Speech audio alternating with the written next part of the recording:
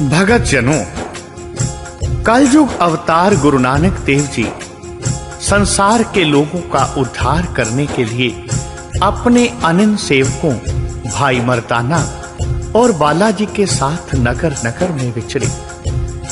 जब ईस्वी 1412 में मोहम्मद तुगलक की मृत्यु हुई तो कुछ दिन दिल्ली का शासन खाली पड़ा रहा। शासन का जो भी थोड़ा बहुत प्रबंध था वह अफगान अमीर दौलत खान लोधी ने चलाया। दौलत खान लोधी ने राजमुकुट धारण नहीं किया। खिजर खान सैयद ने दौलत खान लोधी का शासन 1551 में उलट दिया। बहलोल लोधी, जिसका जन्म विचित्र परिस्थितियों में हुआ था, इस समय दीपालपुर, लाहौर, पानीपत और सरहंद पर अधिकार जमाए बैठा था। उसने 1551 ईस्वी में दिल्ली पर अधिकार कर लिया और दिल्ली के सिंहासन पर बैठ गया। भगत जनों, बहलोल लोधी फकीरों की अभिरुचि का बादशाह था। राज दरबार के अतिरिक्त वह तख्त पर कभी नहीं बैठता था। तारीखे दाऊदी में लिखा है कि अमीरों, मंत्रियों या लोगों से भेंट के समय वह सिंहासन पर नहीं बैठता था, गलीचे पर बैठता था और अन्य लोगों को भी उसी गलीचे पर बैठाता। सबसे भाइयों का सा बर्ताव करता था। किसी मंत्री या राज कर्मचारी को अपने पास नहीं खड़ा रहने देता था। उसमें से यदि कोई बीमार हो जाता तो वह स्वयं इसकी खबर लेने को उसके घर में जाता। 1488 ईस्वी में उसका तीसरा पुत्र निजाम खान सिंहासन पर बैठा और इसने अपना राजकीय नाम सिकंदर लोधी रखा। सिकंदर शाह लोधी, जिसकी मां हिंदू थी और यह स्वयं किसी हिंदू राजकुमारी से विवाह करने के लिए उत्सुक था।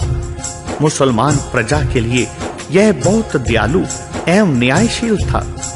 इसके समय में व्यापार और अनाज की उपज ने भी बहुत उन्नति की। आर्थिक दृष्टि से भी लोग बहुत समृद्ध थे। यह अरबी और फारसी साहित्य का बहुत बड़ा प्रशंसक था। यह स्वयं एक कवि था। दूर दूर से विद्वान और कवि इसके दरबार में आते और इससे पुरस्कार प्राप्त करते थे। सिकंदर शाह लोधी की सबसे बड़ी कमजोरी थी इसका हिंदू धर्म विरोधी दृष्टिकोण। यह अभी पूरी तरह गद्दी पर बैठ भी नहीं पाया था कि इसने थानेसर पर आक्रमण कर दिया। वहां के मंत्रियों को गिराना चाहता था और वहां के पवित्र सरोवर को मिट्टी से पाट देना चाहता था। किंतु यहाँ के प्रसिद्ध सूफी दरवेश अजोधान ने, मियां अब्दुल्ला ने सब मुसलमानों और सूफी दरवेशों को एकत्र करके फतवा दिया कि गैर मुसलमानों के मंदिरों को गिराना दीन इस्लाम के विरुद्ध है। इस तरह यह अत्याचार रुक गया। जब सिकंदर शाह राज्य सिंहासन पर बैठा, जो इसका जहां भी वश चला, इसने हिंदू मंदिरों को गिराकर उनके स्थान पर मस्जिदें बनवा दी। इतिहास में ऐसे जिन विशेष स्थानों का नाम वर्णन किया गया है वे हैं मंद्रिल, उत्तगिर और नरवर। मथुरा में उसने आज्ञा दी कि अब से हिंदू गंगा घाट पर स्नान नहीं कर सकते और ना ही वहां मुंडन करा सकते हैं। नगर कोट से जब इसके सिपाहियों ने मूर्तियों को तोड़कर उनके पत्थर इसके पास भेजे तो इसने आज्ञा दी कि इनको कसाईयों को दिया जाए और उनसे कहा जाए कि मांस तोलने के लिए बाट इनसे बनाए। भक्त कबीर को इसी सिकंदर शाह लोधी ने बंदी बनाकर कष्ट दिए, जिनका वर्णन कबीर अपनी रचना में करते हैं। मुसलमानों में भी जब कभी उसने कुछ ऐसी रीतियां प्रचलित देखी जिनमें उसे मूर्ति पूजा की सुगंध आई तो उसने तुरंत उनके विरुद्ध आज्ञा दे दी। इस तरह मुसलमान स्त्री फकीरों की कब्रों पर माथा झुकाना और ताजिया निकालने पर कानून द्वारा प्रतिबंध लगा दिया। एक बार तो वह शर्की बादशाह की मस्जिद को भी इसी भावना के अधीन गिराने के लिए तैयार हो गया। किंतु उलामाओं और मुसलमान बुद्धिमानों ने दबाव डालकर इसे रोक दिया। भक्तजनों, गुरु नानक की आयु 20 वर्ष की थी जब सिकंदर शाह लोधी दिल्ली राजगद्दी पर बैठा और गुरु जी की आयु लगभग 34 वर्ष की थी जब वह पंजाब यात्रा पर गए। 2 वर्षों के पश्चात उन्होंने लगभग 36 वर्ष की आयु में पूर्व की उदासी प्रारंभ कर दी। उनके साथ मर्दाना, बाला और 1-2 शिष्य और भी थे। मार्च के महीने में 1505 ईस्वी के बैसाखी के मेले पर वह हरिद्वार पहुंचे। 1505 ईस्वी में सूर्य ग्रहण के अवसर पर कुरुक्षेत्र में पधारे और दिल्ली में गुरु नानक देव गर्मियों में लगभग जून 1505 ईस्वी में पहुंचे। भक्तजनों, दिल्ली के बाहर राजमार्ग के एक ओर गुरु महाराज एक वृक्ष के नीचे ठहर गए। साथ में कुरुक्षेत्र से वापस लौटने वाले कुछ यात्री भी थे। गुरुजी ने जब अत्यंत सुरीली आवाज में कीर्तन प्रारंभ किया तो बहुत संगत एकत्र हो गई और पर्याप्त भेंट उपहार प्राप्त हुआ। निकट ही एक बाग था। इस बाग के स्वामी ने गुरुजी को इस शोभनीय बाग में ठहरने को निमंत्रण दिया, जो गुरुजी ने स्वीकार किया और जो भेंट पूजा प्राप्त हुई थी उसे वहां लंगर में लगा दिया। लंगर चला दिए। गर्मी का मौसम था। यात्रियों को पानी पिलाने का गुरुजी ने इतना अच्छा प्रबंध किया कि कोई यात्री भी प्यासा न जाता। जिनको भूख लगती वे लंगर में से तृप्त होकर जाते। बाग के स्वामी ने इस बाग को गुरु नानक की धर्मशाला बना दिया, जहां सत्संग, कीर्तन, लंगर आदि का उनके नए श्रद्धालुओं द्वारा प्रवाह जारी हो गया। इस स्थान का नाम नानक प्याऊ प्रसिद्ध हुआ। इसका पहला नाम प्याऊ साहिब प्रसिद्ध था। यहाँ पर गुरुजी ने ज्ञान चर्चा द्वारा एक अक्खर सन्यासी का भी अहंकार दूर किया था। भक्तजनों, यहाँ पर आज भी गुरुद्वारा नानक प्याऊ स्थित है।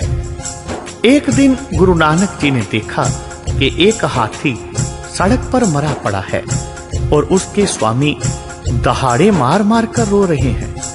गुरुजी ने हाथी को समीप से जाकर देखा और कहा कि ज्येष्ठ आषाढ़ की तप्त धाम गर्मी के कारण हाथी अचेत हो गया है, मरा नहीं है। उन्होंने पानी मंगवाकर उसकी सूंड और मुंह के आसपास छिड़काव किया। कुछ समय उपरांत हाथी सचेत हो गया और पानी पीकर स्वस्थ हो गया। हाथी के स्वामी बहुत खुश हुए और गुरु जी के चरणों में आ गिरे। शहर में यह बात फैल गई कि एक फकीर ने मरा हुआ हाथी जीवित कर दिया है। यह बात उड़ती उड़ती बादशाह सिकंदर लोधी तक जा पहुंची। इन दिनों में ही बादशाह का भी एक हाथी मर गया। बादशाह ने तुरंत आज्ञा दी कि उस फकीर को लाओ जिसने हाथी जीवित किया था। भक्तजनों, गुरु नानक देव जी को आदेश हुआ कि मृत हाथी को जीवित किया जाए। गुरुदेव ने कहा कि प्रभु इच्छा में वह कोई विघ्न डालने के लिए तैयार नहीं। मृत्यु और जीवन प्रभु की आज्ञा में है। सिकंदर लोधी ने क्रोधित होकर गुरु नानक देव जी को बंदी गृह में डाल दिया।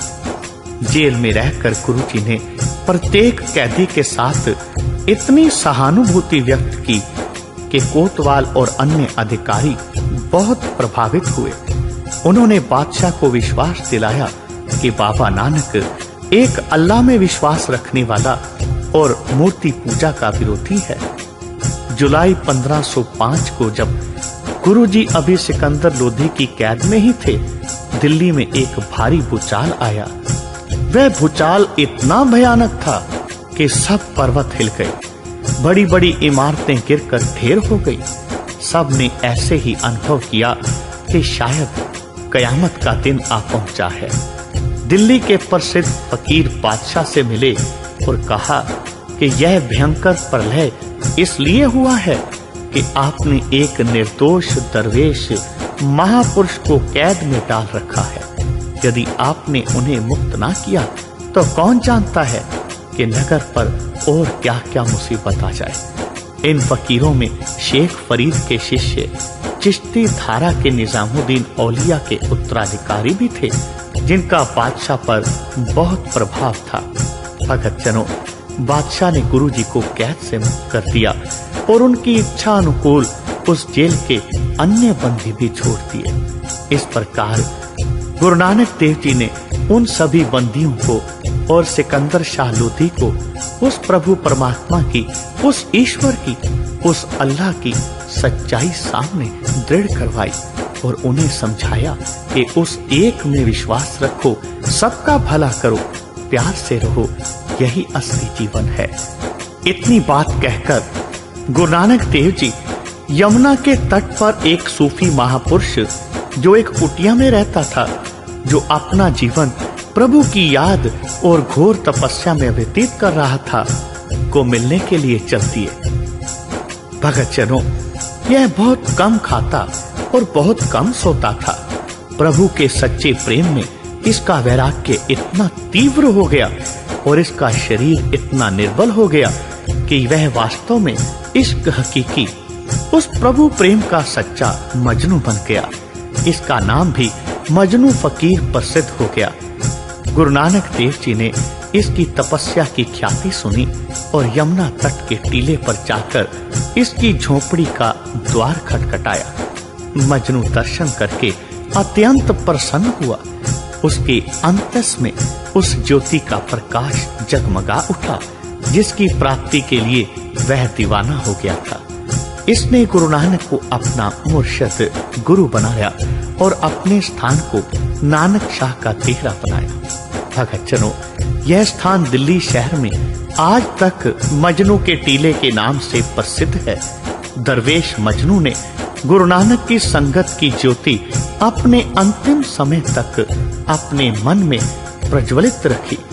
श्री गुरु हरगोबिंद जी अपने काल में यहाँ आकर ठहरे थे। दिल्ली के और संतों, महापुरुषों और सूफियों ने भी गुरु महाराज का बहुत आदर सत्कार किया। बोलो जी पाई जी वाहे गुरु, वाहे गुरु, वाहे गुरु।